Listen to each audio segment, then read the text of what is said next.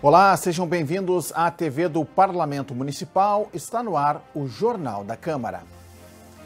No dia de conscientização sobre o autismo, a Comissão de Saúde debate políticas para ampliar atendimentos. Secretário de Meio Ambiente e Urbanismo apresenta andamento do plano diretor e ainda, Sindicato dos Metalúrgicos recebe homenagem do Legislativo da capital. Estas e outras informações você confere a partir de agora, aqui no Jornal da Câmara.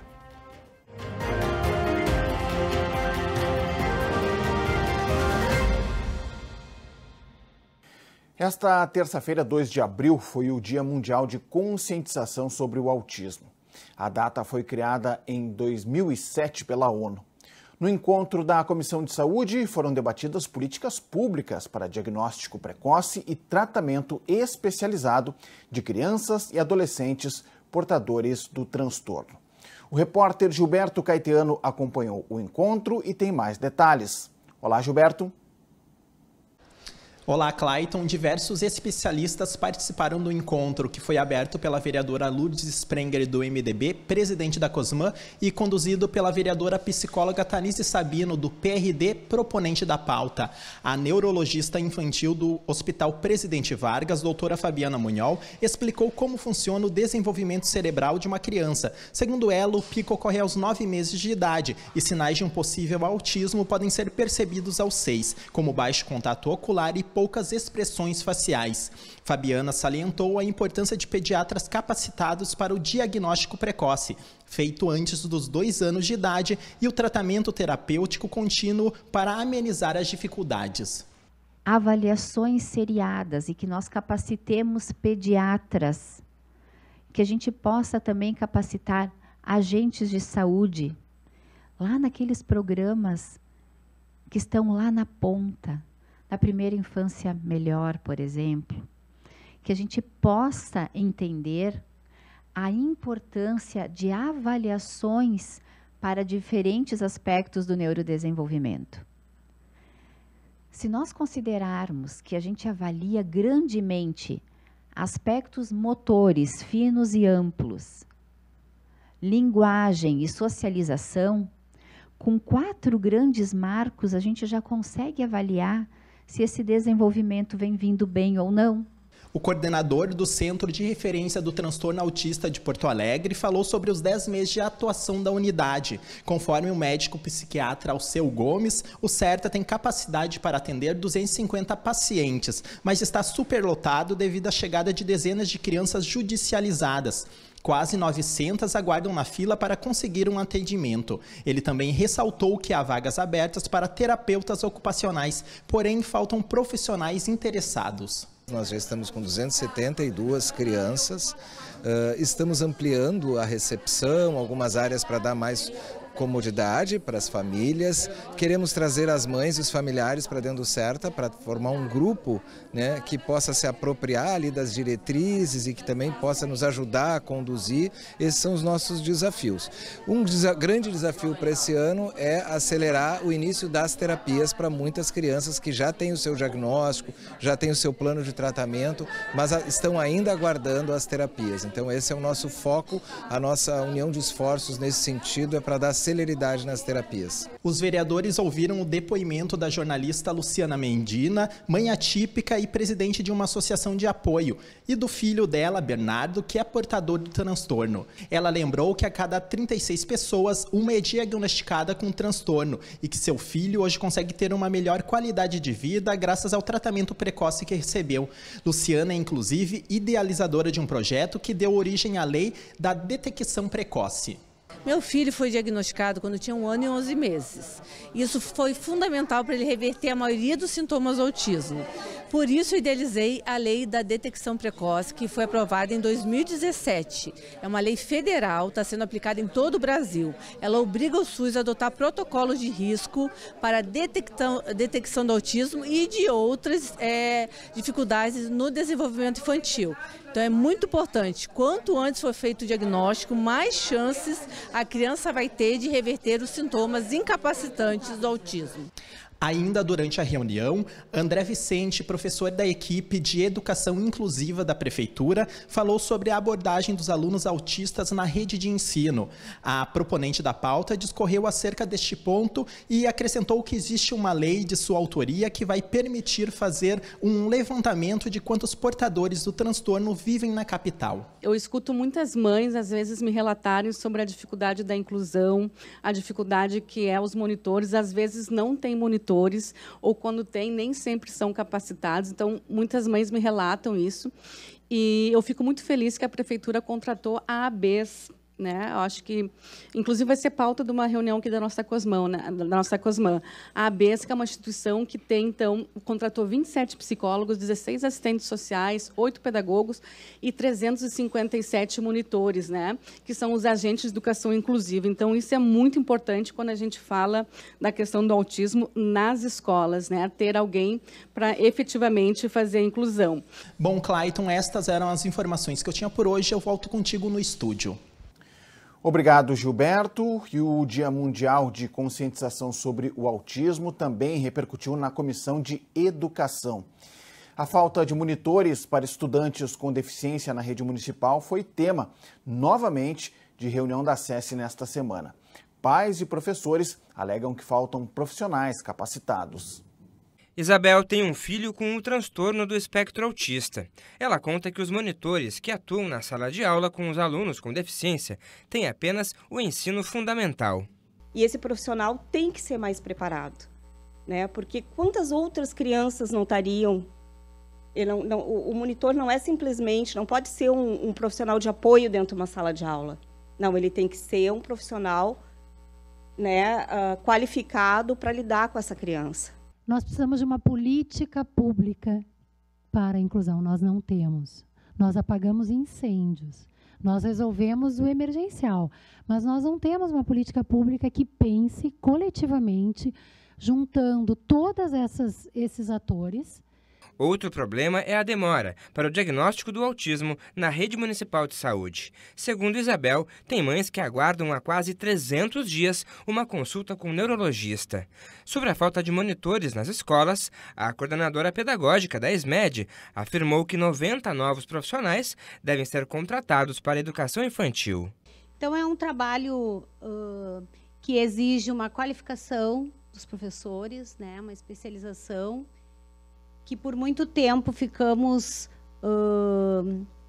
buscando esse suporte, né, do monitor de apoio, porque a gente entende que inclusão não é só estar dentro da sala de aula, né, mas é ter as condições, a equidade para a aprendizagem, né, dentro das suas possibilidades. De acordo com dados da SMED, Porto Alegre tem 3.800 alunos com deficiência matriculados na rede municipal de ensino.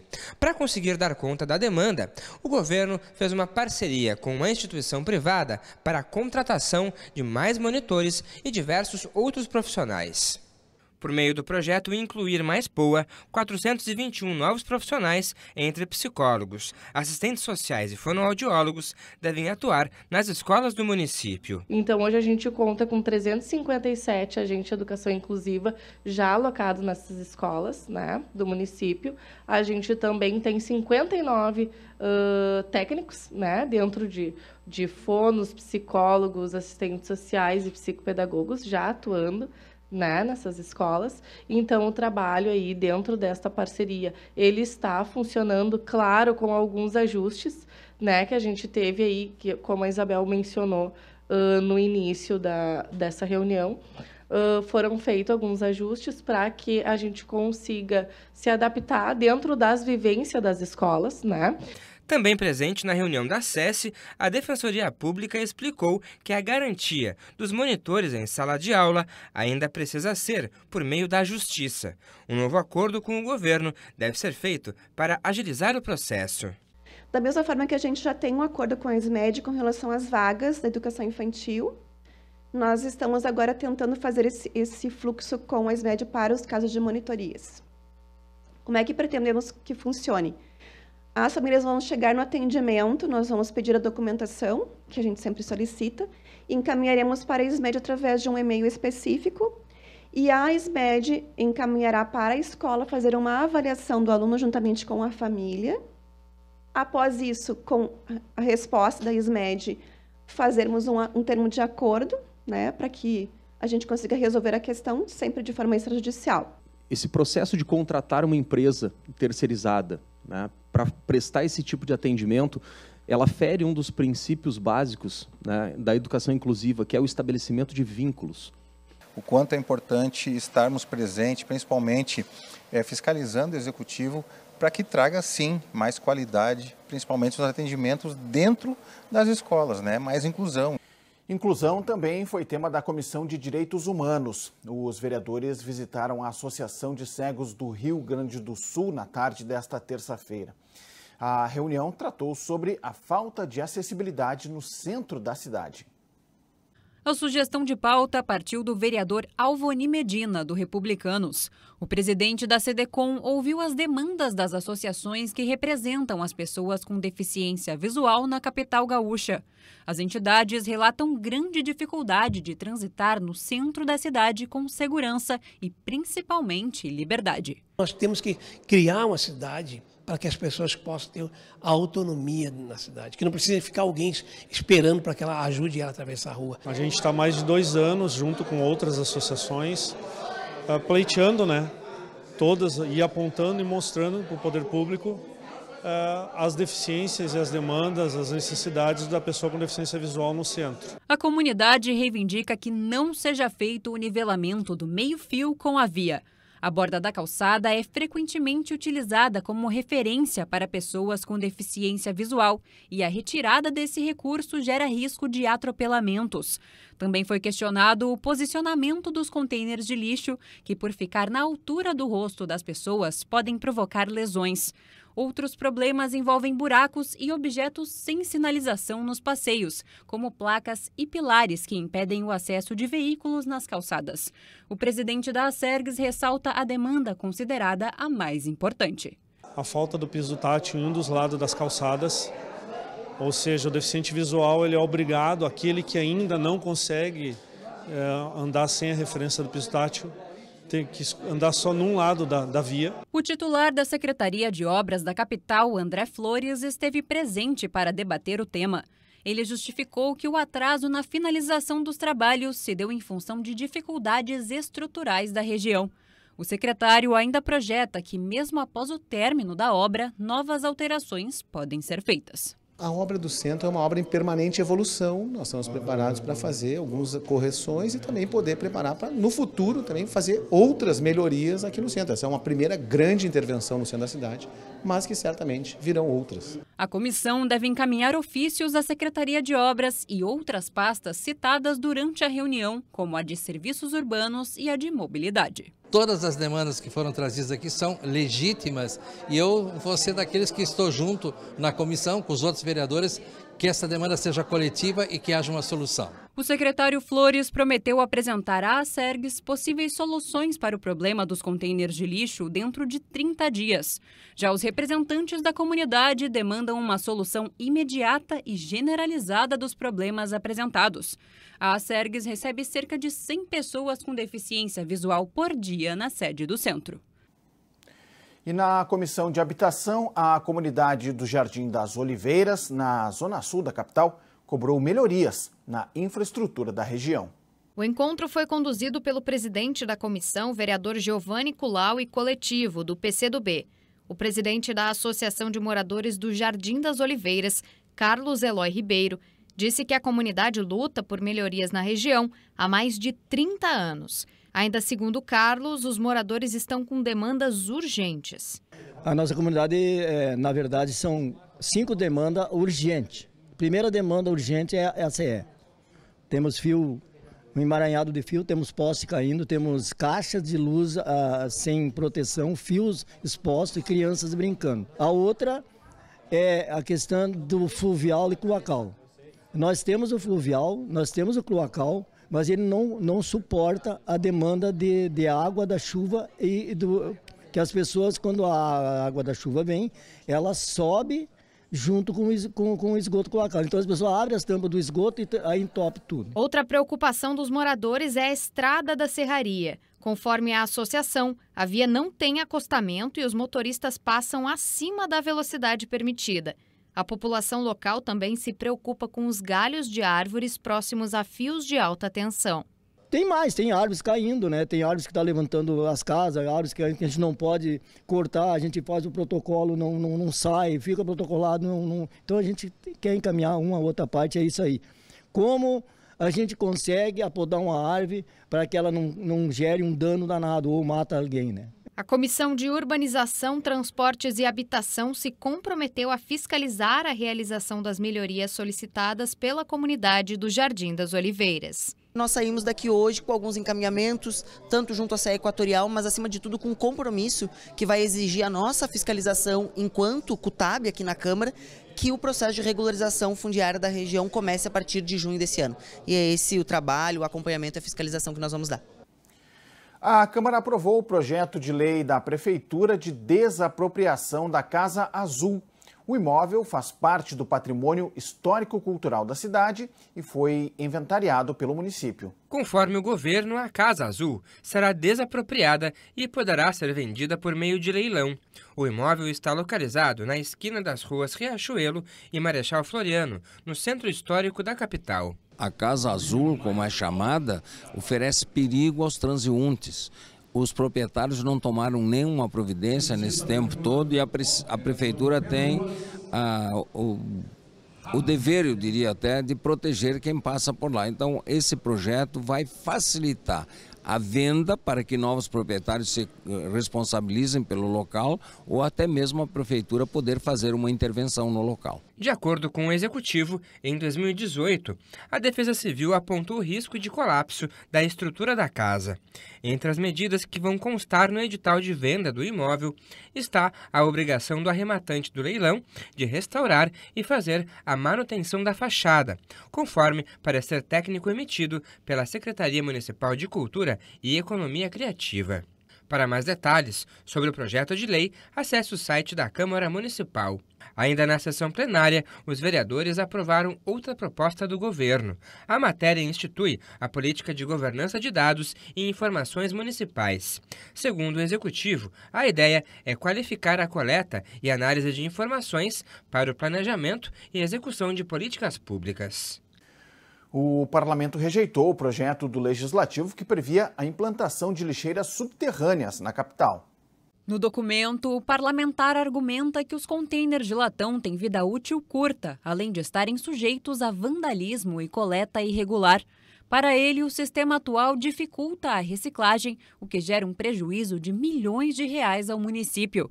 Jonas Reis ainda afirma que a implementação de lixeiras subterrâneas melhoraria a coleta de lixo em Porto Alegre. Não deixa churume, não deixa os animais rasgarem, como os gambás que tem na zona urbana, né?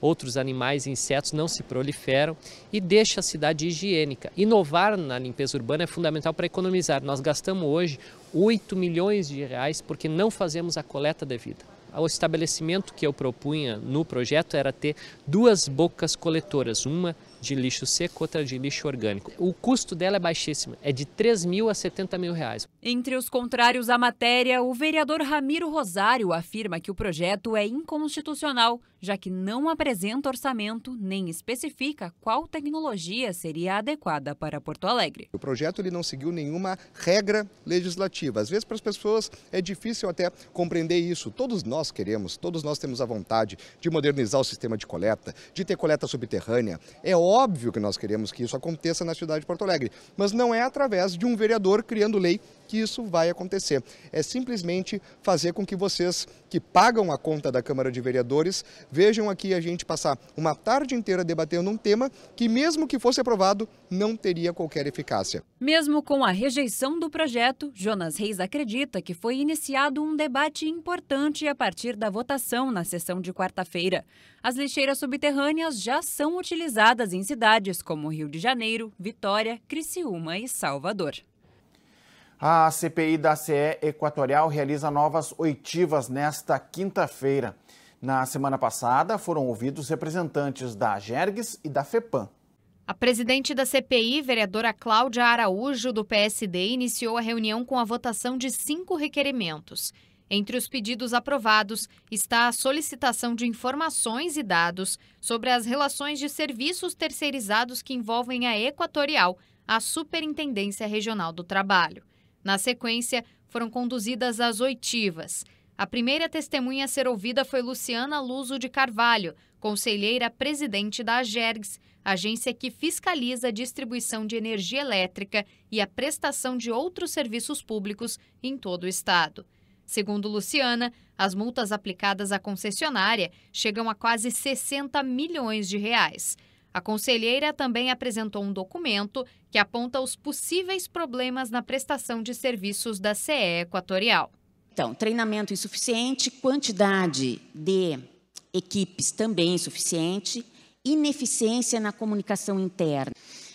Também, e aqui toda a área de concessão, né? Quero acentuar isso novamente, redução de bases regionais e centralização. As bases regionais, elas conheciam as localidades. E agora, com novas equipes, né, e centralização, o despacho da base para o município Y, X, Z, ele ficou mais longo e pessoas que não conhecem a região, né? Então, isso é uma questão também.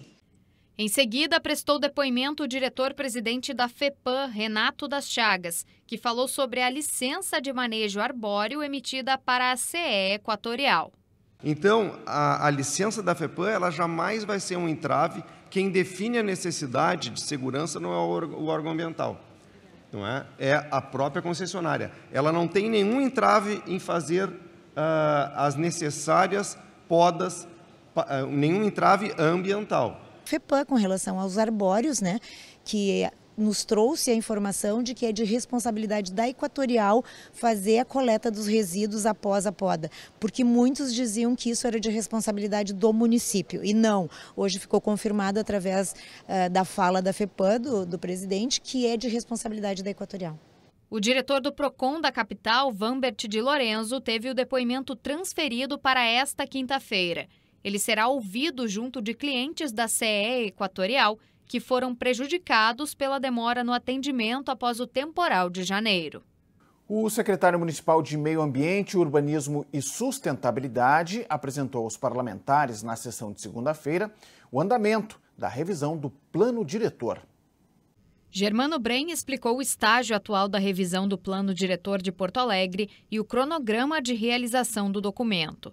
Como resultado, foram estabelecidos 5 objetivos para as ações futuras do plano. Muito foco na gestão do espaço público e a qualificação e a potencialização da utilização do Guaíba, a redução do custo de moradia, né? Isso é bastante importante porque a gente garanta, né, o acesso de todas as cidades, reduzir, né, o tempo de deslocamento das pessoas nos trajetos diários, a mobilidade, eu acho que impacta tanto no dia a dia da cidade, é um desafio urbano e por isso que tem que estar no novo plano diretor, adaptar a cidade para a realidade climática. A gente vive momentos, né, extremos e Porto Alegre, Rio Grande do Sul tem vivido muito isso, então a gente tem que se preparar para esse novo normal e ao mesmo tempo, né, reduzir, zerar as emissões de gases para a gente estancar esse problema que tende a piorar se a gente não pensar em soluções imediatas e para isso ser viável e ser possível, como quinto objetivo do plano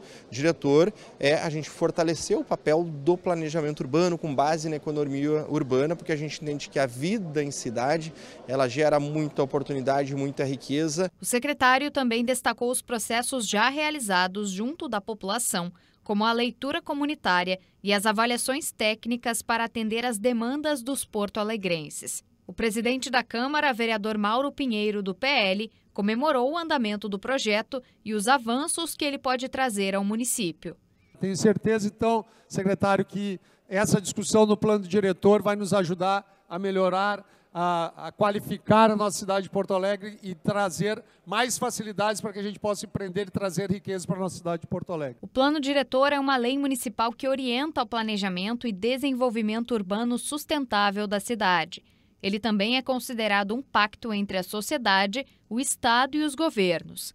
O projeto, que deve ser revisado a cada 10 anos, busca promover uma cidade mais humanizada a partir do planejamento urbano e da garantia de melhora na qualidade de vida da população. Voltamos a falar agora sobre o Dia Mundial de Conscientização sobre o Autismo, pois o espaço da Tribuna Popular desta semana foi ocupado pelo projeto Angelina Luz. A presidente da entidade cobrou melhoria e ampliação dos atendimentos na capital. A presidente do projeto Angelina Luz, Érica Rocha, falou sobre as dificuldades enfrentadas pelas famílias atípicas em vulnerabilidade por falta de suporte do poder público. Érica também fez críticas em relação ao Centro de Referência do Transtorno Autista, o CERTA, da capital. O que nós, famílias do CERTA, a gente não admite essas notas fantasiosas de que o CERTA está tudo maravilhoso, que nós estamos tendo acesso, porque nós não estamos tendo acesso. E essa mentira tem que parar, essa gestão tem que ser fiscalizada. E, para além disso, precisamos das intervenções terapêuticas contínuas, com rotina, para os nossos autistas. A gestão do CERTA afirma que mais profissionais estão sendo contratados para atender a demanda. O CERTA ele tem 9 meses, é a primeira instituição. Nesses 9 meses nós recebemos uma quantidade de crianças acima da capacidade instalada. Isso impactou um pouquinho as agendas da terapia. Mas todas as crianças estão em tratamento médico, já tem um tratamento médico e nós estamos contratando mais 3 psicólogos, mais 2 fonoaudiólogos para poder adequar nos próximos meses a questões da terapia. Ao fim do período de tribuna popular, Érica também pediu aos vereadores da casa que se dediquem à pauta do autismo. A presidente do projeto social ainda sugeriu a ampliação dos centros de referência na cidade. Que tenha um projeto, que tenha um CERTA em cada região, um CERTA em cada OP, para se acolher dignamente, para que não vire um local de acumulação de pessoas sem acesso nenhum. E quando as famílias vêm para cima, e quando as mães vêm num clamor, é porque a gente está muito cansada. Nós estamos doentes, muito doentes, de lutar contra um sistema negligente, fantasioso, mentiroso. Então a gente precisa que a gestão certa seja imediatamente revista e que o trabalho seja entregue para quem está na ponta da corda, que são a minha filha e os filhos de todas as famílias atípicas.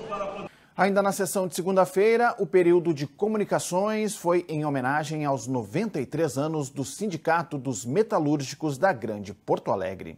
Proposta pelo vereador engenheiro Comaceto, do PT, a homenagem resgatou a história do sindicato, criado em 19 de março de 1931. Com uma categoria formada por cerca de 35 mil trabalhadores, a instituição integra as cidades de Porto Alegre, Guaíba, Viamão, Alvorada, Glorinha e Eldorado do Sul. A indústria da metal mecânica diminuiu muito em Porto Alegre e aumentou muito em Canoas, Gravataí, as cidades vizinhas. Então a nossa homenagem é para